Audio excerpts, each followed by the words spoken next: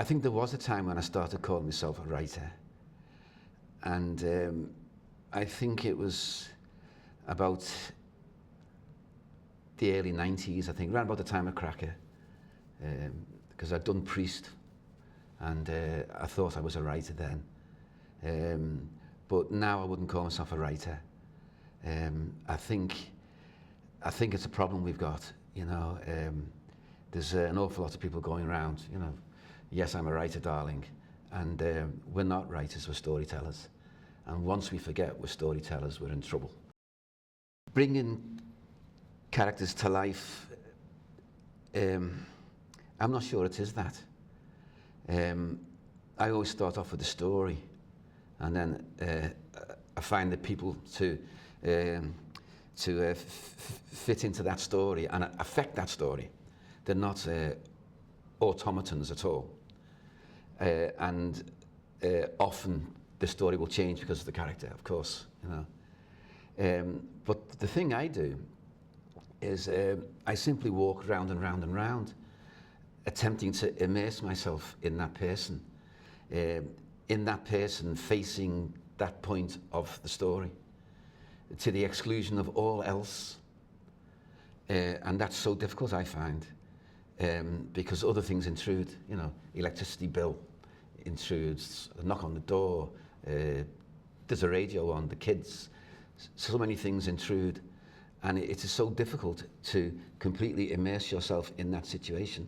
I mean, I'm talking about 2 minutes, and then it'll go, that moment will go, and you'll have to summon up all your strength again and immerse yourself into it again.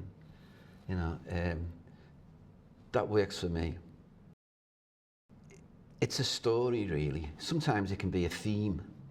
I remember on the street, this guy up in Newcastle, he hadn't done anything really, and he wanted to tell a story. The story wasn't that good, but it was about an alcoholic. And I realized, well, we hadn't tackled that for quite some time. I hadn't tackled that for quite some time. And I know about alcoholism, because I've been a boozer in my time. Never, thank God, been alcoholic, but I've been a boozer.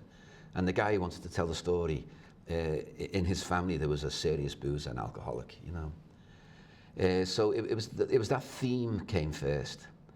And then inch by inch we built up a story about it. And when it's a story like that, an alcoholic, the character is crucial.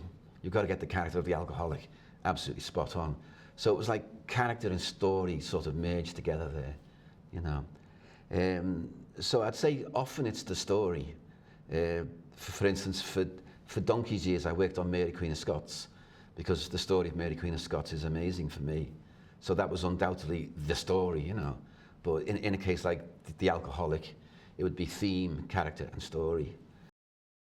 I'm going through writer's block as of now. It used to be a bourgeois, decadent luxury, but it's mutated because it's affected me. You know, the virus has definitely mutated.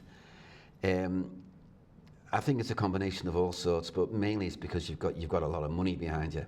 I'm very comfortable. I'm not minted, but I am comfortable, you know. If I was skint, I'd be writing a lot harder than I am now, you know. But I think you've just simply got to keep on, sit there, you know. And I collect all kinds of quotes, you know, and there's one that's pretty useful, and it goes along of, look at writing as a trade, you know. You're a builder, almost. And a builder builds a wall by laying bricks, and he comes back the next day and lays bricks, you know. But you're not laying bricks, you're laying words and sentences, you know. So think of it that way, you know.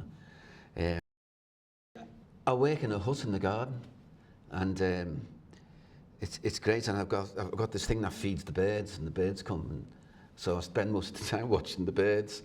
I've got a lawn outside, you know. There's a joke I always use, you know, what a wonderful lawn, you must be a writer. You know, because I'm just out there. There's a weed, you know. I just, you know. So it's great now because it's warm, the sun shines, and so I just come out of my hut. Great, it's a state-of-the-art hut, you know. It cost me a fortune, and I thought it was tax deductible. Spent a fortune on it, then realised it wasn't. But I just walk out my hut and walk up and down the garden and talking to myself, you know. And then I'll go back in my hut and do a bit more work and that. But it's a wonderful hut, big windows, and I can see the garden. It's only a small garden, but there's a chestnut tree at the bottom of the garden. Sounds like miles, but it's only a few yards away, this big chestnut tree. And I can spend hours just watching the chestnut tree blowing in the wind, you know. It's a great place to work. I said to myself, if I can't work there, I can't work anywhere. No, I can't work anywhere.